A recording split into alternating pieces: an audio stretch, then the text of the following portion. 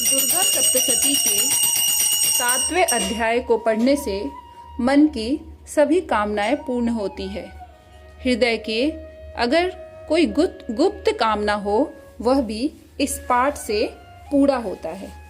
तो चलिए दोस्तों सुनते हैं दुर्गा सप्तशती का 7वां अध्याय। ऋषि बोले, तब आज्ञा पाते ही चंड मुंड आदि दैत्य आयुधों से सुसज्जित होकर चतुरंगनी सेना के साथ चल पड़े। वहां पहुंचकर उन्होंने देखा कि हिमालय की ऊंची स्वर्ण की चोटी पर सिंह पर देवी बैठी है और मंद मंद हंस रही है। इस प्रकार उसे देखकर पकड़ने की चेष्टा करने लगी।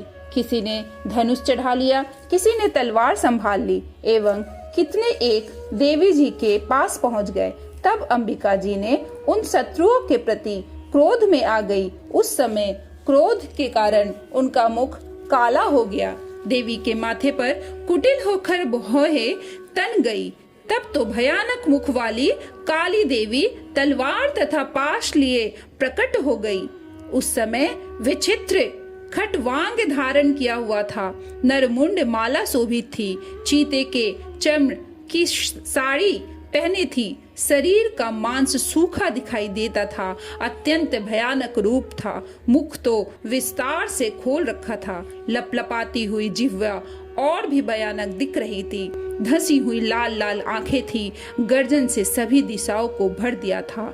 तब तो बड़े बेग से दैत्य सेना पर टूट पड़ी। बड़े बड़े असुरों को मारती हुई उनका भक्षण करने लगी। उन पार्श्व रक्षकों को, अंकुशधारियों को, महावत तथा योद्धाओं को घंटों के साथ कितने हाथियों को एक ही हाथ से पकड़कर मुंह में डालने लगी। वैसे ही घोड़ों के साथ रथों को एवं सारथियों को भी मुंह में डाल डाल कर अत्यंत भयानक रूप से दांतों से उन्हें चबाती जाती थी।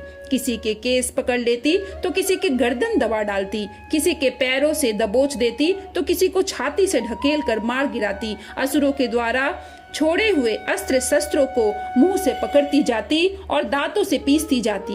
काली जी ने इस प्रकार बलवान दुरात्मा असुरों की वह सेना कुचल डाली, भक्षण कर डाली। कितने एक असुरों को मार पीट दिया। उस देवी ने कुछ को तलवार से काट गिराए, कुछ को खटवांग से पीट दिए और कुछ एक दांतों से कुचल दिए। क्षण भर में असुरों की वह सारी सेना पीट कर गिरा दी।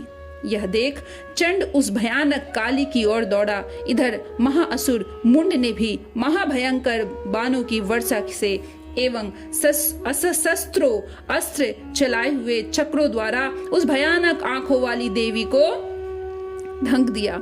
वे अनेकों चक्र देवी के मुख में प्रवेश करते हुए इस प्रकार दिखाई देने लगे जैसे बहुत से सूर्य बिंब बादलों के पेट में समाते जा रहे हो।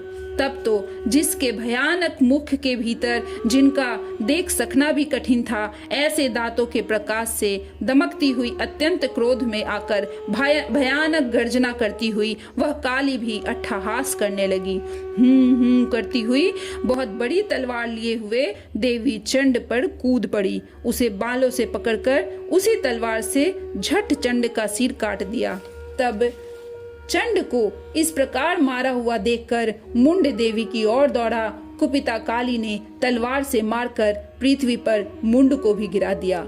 तब महाबली मुंड को मारा हुआ देखकर और सेना का नाश भी देखकर बची खुची सेना भयभीत होकर इधर उधर भाग गई।